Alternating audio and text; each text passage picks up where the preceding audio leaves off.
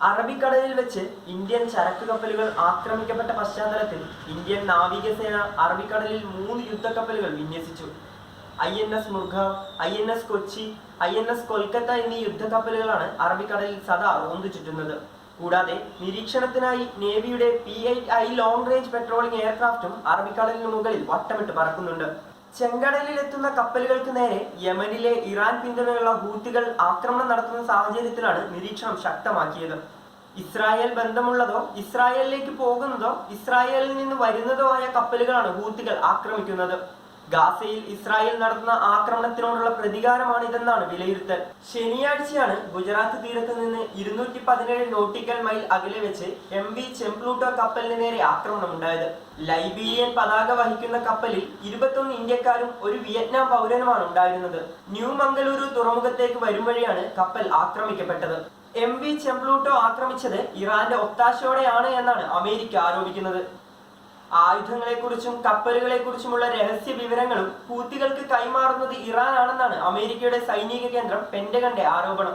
ഇറാന്റെ KAS-04 ഡ്രോണുകളും ഹൂത്തികൾ ഉപയോഗിക്കുന്ന ഡ്രോണുകളും സമാനമാണെന്നും pentagon പറയുന്നു.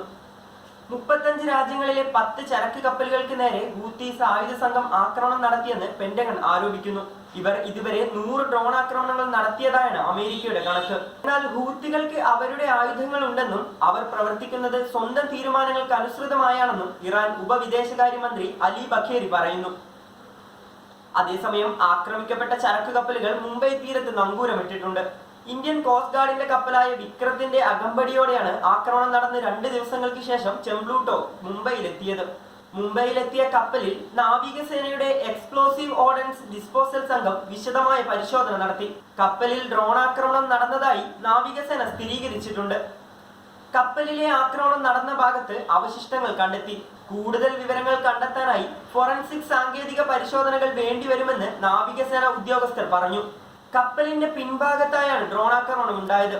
ആക്രമണത്തിൽ തകർന്ന ഭാഗങ്ങളുടെ ചിത്രങ്ങളും പുറത്തു വന്നിട്ടുണ്ട്. ഇസ്രായേലുമായി ബന്ധമുള്ള ചരക്ക് കപ്പലുകളെ തങ്ങൾ ആക്രമിക്കുമെന്ന് ഹൂഥീസ് ആയുധ സംഘം പ്രഖ്യാപിച്ചതിന് പിന്നാലെ നിരവധി കപ്പലുകൾ റൂട്ട് മാറ്റി ആഫ്രിക്കൻ തീരങ്ങൾ വഴിയാണ് നിലവിൽ സഞ്ചരിക്കുന്നത്.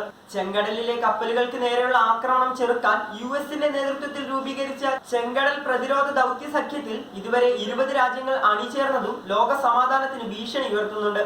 ആക്രമണ ഭീതിക്ക് പുറമെ ലോകത്തെ വ്യാപാര വ്യവസായങ്ങളെയും ചരക്കു നീക്കത്തെയും ചെങ്കടലിലെയും ഇന്ത്യൻ മഹാസമുദ്രത്തിലെയും അരക്ഷിതാവസ്ഥ കാര്യമായി ബാധിച്ചിട്ടുണ്ട്. ലോകത്തിലെ പ്രധാന ആഗോള വ്യാപാര പാതയിൽ എണ്ണ, ധാന്യം, മറ്റു ചരക്കുകൾ എന്നിവയുടെ സുഗമമായ ചരക്കു നീക്കമാണ് ഈ ആക്രമണങ്ങൾ കാരണം ആശങ്കയിലായത്.